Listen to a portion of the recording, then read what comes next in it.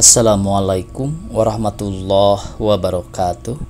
Pemirsa, di mana saja Anda berada, selamat berjumpa kembali dengan channel YouTube Insan Dongeng. Pada kesempatan ini saya Bang Elgi akan melanjutkan cerita dari buku yang berjudul Mayat yang Kembali. Bagian keduanya adalah judulnya Lidah. Terima kasih kepada semua subscriber yang selalu setia mengikuti. Selamat mendengarkan.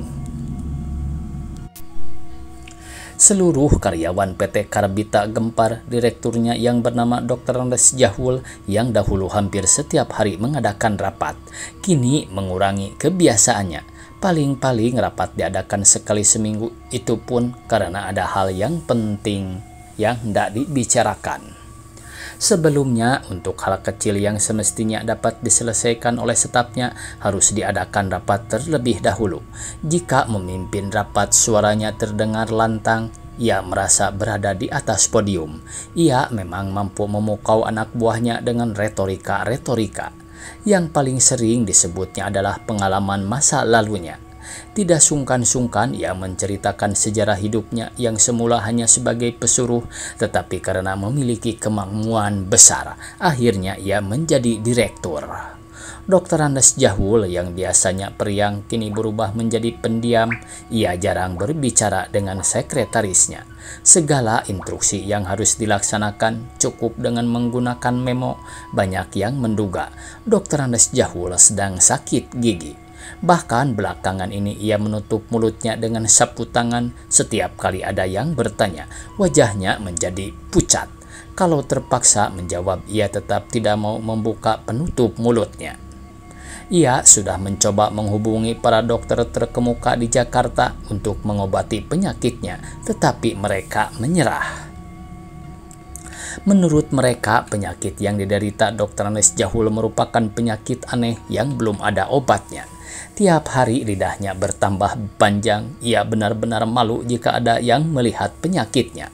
Akhirnya ia memilih menutupi mulutnya. Bagi Dr. Andes Jahul, apa yang dialaminya benar-benar merupakan suatu malapetaka. Andai kata ada dokter yang mampu mengobatinya, ia akan merelakan harta bendanya.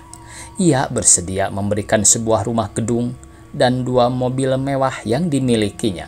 Ia benar-benar sadar bahwa kesehatan itu merupakan anugerah yang tidak ternilai harganya. Dr. Andes Jahul memperoleh informasi bahwa di Singapura ada seorang dokter bernama Chang. Dr. Chang memiliki kemampuan mengobati hampir semua penyakit dengan menggunakan metode modern yang dikombinasikan dengan kekuatan spiritual. Pasiennya berdatangan dari seluruh penjuru dunia untuk berobat. Orang terpaksa antri selama berminggu-minggu. Ketika Dr. Andes Jahul menyuruh saudaranya mendaftarkan namanya kepada Dr. Chang, ia memperoleh penjelasan bahwa gilirannya untuk berobat 2 bulan lagi. Dr. Andes Jahul tidak sabar mendengarnya. Ia ingin segera berobat supaya penyakitnya hilang. Akhirnya ia nekat datang ke rumah sakit Dr. Chang. Di ruang tunggu dilihatnya memang banyak orang yang sedang antri. Ia tidak mau menunggu lama-lama. Ia tidak mau melewati prosedur yang menempatkannya pada antrean ke-107. Ia akan mencoba menempuh berbagai cara. Dengan wajah mengiba-iba, ia menemui sekretaris Dr. Chang. Ia utarakan apa yang dialaminya, bahkan tidak segan-segan ia menangis. Ia bersorak-sorai dalam hati ketika permintaannya diluluskan. Setelah menginap semalam di Singapura, pagi-pagi ia sudah datang di rumah sakit Dr. Chang. Sang dokter meminta Dr. Andes Jahul membuka sapu tangan penutup mulutnya. Wajah Dr. Chang kaget. Tubuh Dr. Andes Jahul menggigil. Belum pernah ada orang yang sempat melihat penyakitnya. Kali ini karena ingin sembuh, ia membuka diri. "Ini penyakit aneh," kata Dr. Chang. Dr. Andes Jahul diam, keringat di lehernya makin deras keluar. Ia memandang wajah dokter yang hampir sebaya dengannya, penuh ketakutan. Sorot matanya yang tajam ketika mengadakan rapat di kantor tiba-tiba sayup bagai lampu tempel kehabisan minyak. Dokter Chang menyuruhnya membuka mulut. Dokter Anes Jahul menjulurkan lidah. Sebenarnya tanpa dijulurkan pun lidah Dokter Anes Jahul cukup panjang. Bahkan ketika dilepaskan, lidah itu menyentuh dagunya. Terbayang di matanya lidah anjing yang menjulur panjang bila sedang haus. Dokter Anes Jahul tidak pernah merasa ketakutan seperti ini. Tubuhnya seakan beku, seolah-olah berada di dalam kulkas. Ketakutan dan ketakberdayaan kini menjadi miliknya. Ia harus mengalami semuanya ini di bawah tatapan mata Dokter Chang.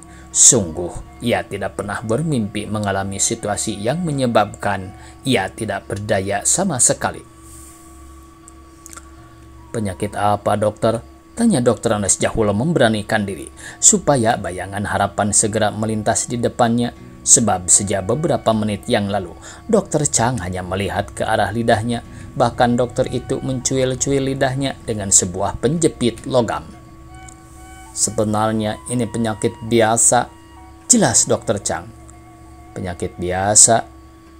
Ini penyakit bawaan?" tanya Dokter Anes Jahul harap-harap cemas. "Ini penyakit bawaan," kata Dokter Chang. "Tidak ada keluarga saya yang panjang lidahnya," jelas Dokter Anes Jahul sambil bersusah payah memasukkan kembali lidahnya ke dalam mulut. "Bukan itu maksud saya. Penyakit ini bawaan dari dalam diri seseorang." "Saya tidak juga mengerti," ujar Dokter Anes Jahul. "Terus terang, ini untuk pertama kali saya menangani penyakit begini. Mereka yang berbakat terkena penyakit serupa ini sebenarnya cukup banyak. Biasanya orang malu untuk terbuka. Mereka takut penyakitnya diketahui orang." "Tolonglah saya, dokter. Apapun akan saya lakukan agar penyakit saya dapat sembuh," kata Dokter Anes Jahul mengiba-iba. "Anda harus dioperasi, tidak ada jalan lain," ungkap Dokter Chang. Dokter Anes Jahul pasrah. Apapun yang dilakukan Dokter Chang akan diikutinya tanpa membantah. Ia tahu dokter itu bukan sembarang ahli medis. Kehebatannya sudah diakui dunia. Kini dokter itu akan melakukan operasi terhadapnya. Ia disuruh berbaring di sebuah tempat tidur berspray putih. Kemudian ia diminta menarik napas dalam-dalam sambil menjulurkan lidah. Apa yang dilakukannya itu terasa lucu. Ia teringat kejadian di waktu bocah ketika mengejek teman-temannya. Rasa geli segera sirna ketika ia melihat Dokter Chang mulai mengeluarkan peralatan medis. Semangat Dokter Anes Jahul tiba-tiba lenyap ketika dilihatnya dua orang lelaki memasang sejenis belenggu di pergelangan tangan dan kakinya yang kemudian dihubungkan dengan tempat tidur. Kepasrahan berubah menjadi ketakutan yang luar biasa. Ia merasa bagai sedang menjalani eksekusi di tiang gantungan atau disuruh duduk di kursi listrik. Kini ia merasa tangan dan kakinya tidak dapat digerakkan sedikit pun. Tubuhnya tidak bergeming. Mendadak lampu sorot yang dipasang di atas tubuhnya menjadi terang benderang. Dokter Chang mengenakan pakaian serba putih. Tangan kirinya memegang sebuah gunting yang berkilauan ditimpa cahaya lampu. "Keluarkan lidah Anda," instruksi Dokter Chang. Semula Dokter Anes Jahul begitu berat untuk mengeluarkan lidahnya. Ia biarkan lidahnya yang panjang itu tetap terkulum di mulutnya. Kemudian kembali terdengar permintaan Dokter Chang yang menyebabkan Dokter Anes Jahul tidak berani menolak. "Lebih panjang," perintah Dokter Chang. Dokter Anes Jahul mengikutinya. "Lebih panjang lagi, lebih panjang lagi, jangan malu-malu. Tidak ada siapa-siapa di sini," tandas Dokter Chang. Ketika Dokter Anes Jahul menjulurkan lidahnya lebih panjang, Dokter Chang menangkap lidah itu bagai menangkap belut. Lidah itu dicekal dan dipelintirnya kuat-kuat supaya tidak masuk lagi ke dalam tenggorokan. Setelah berhasil menahan supaya lidah itu tidak masuk lagi ke dalam mulut pemiliknya, barulah ia lega. Hanya anjing dan ular yang berlidah panjang. Kalau manusia panjang lidahnya, ia harus dipotong. Setelah mengucapkan kata-kata itu, gunting di tangan Dokter Chang bekerja cepat. Tras! milik Dr. Anes Jahul bagian ujung lidah terputus. Ia tidak sempat lagi menjerit atau merintih. Yang ia ketahui lidahnya terasa ringan, tidak ada ganjalan lagi. Sungguh galau perasaannya ketika melihat Dr. Chang menyampaikan bagian lidahnya yang panjang itu ke tempat sampah. Lidah yang panjang tidak ada gunanya, jelas Dr. Chang sambil membukakan belenggu di tangan dan kaki Dr. Anes Jahul. Ketika Dr. Anes Jahul melihat lidahnya di cermin, ia kaget setengah mati. Darah telah berhenti menetes dan tampak lidahnya tidak ada ujungnya. "Mengapa bentuk lidah saya jadi lain, dokter?" ia memprotes. "Anda lebih pantas memiliki lidah yang rata, sebab jika ujungnya diruncingkan, saya khawatir akan memanjang kembali ya." "Lidah saya kelihatan aneh, dokter. Saya mohon agar diperbaiki seperti semula." "Baiklah, jika begitu keinginan Anda," sahut Dr. Chang. Dengan segenap keahliannya, Dr. Chang akhirnya berhasil membentuk lidah Dr. Anes Jahul menjadi normal kembali. Hati lelaki itu berbunga-bunga menyaksikan lidahnya di cermin. Ini berarti ia dapat tampil lagi memimpin rapat di kantornya. Dalam perjalanan pulang ke Jakarta, berbagai hal muncul di kepala Dr. Anes Jahul. Betapa tersiksanya memiliki lidah yang panjang. Ia merasa seperti berada di neraka. Ketika sampai di Bandara Soekarno-Hatta, ia disambut oleh keluarga dekatnya. Istrinya amat bersuka cita begitu mengetahui pengobatan yang dilakukan di Singapura berjalan lancar dan berhasil dengan memuaskan. "Dalam beberapa hari ini, istirahat saja dulu di rumah. Tidak usah masuk kantor dulu," istrinya mencoba mengingatkan ketika tiba di rumah. Keesokan harinya, ketika bangun tidur, Dr. Anes Jahul bukan main terkejutnya. Tubuhnya menggigil hebat, dikiranya ada tali yang menyangkut di badannya. Ketika diamati dengan seksama, ternyata lidahnya itu menjulur lebih panjang dari sebelumnya. Lidah itu sudah sulit disembunyikan lagi. Panjangnya mirip dasi yang sering dikenakannya. Mustahil bagi Dr. Anes Jahul untuk menyembunyikan lidahnya ke dalam mulut. Kegembiraannya seusai berobat dari Dr. Chang kemarin tidak bersisa sama sekali. Kini ketakutannya melebihi hari-hari sebelumnya. Ketika mencoba melihat dirinya di cermin, ia menjadi sangat ngeri. Ia bergidik dan tidak mau bertemu dengan orang lain, bahkan juga dengan istrinya. "Aku tidak mau keluar kamar," teriak Dr. Anes Jahul kepada istrinya. "Aku istrimu," bujuk istrinya sambil menangis di balik pintu. "Aku tahu itu," jelas Dr. Anes Jahul. "Sorongkan makanan dari lubang terali jendela." Sejak mengetahui lidahnya sudah sepanjang dasinya, Dr. Anes Jahul memutuskan tidak akan keluar kamar. Ia mengunci diri. Ia tidak mau bertemu dengan siapapun. Ia minder, takut, cemas. Semua itu menghantui dirinya. Hari-hari yang dilaluinya dengan perasaan takut dan cemas itu bukannya bertambah kurang, malahan semakin berkecamuk. Setiap hari lidahnya bertambah panjang sejengkal demi sejengkal, menyebabkan ia sulit menelan makanan. Tubuh Dr. Anes Jahul yang dahulu gemuk dan bulat kini menyusut. Dalam sekejap tubuh tambun itu tinggal kulit pembalut tulang. Matanya cekung karena kurang tidur. Ketika ia memaksakan diri melihat wajahnya di cermin, ia terkejut setengah mati. Ia seperti melihat makhluk aneh.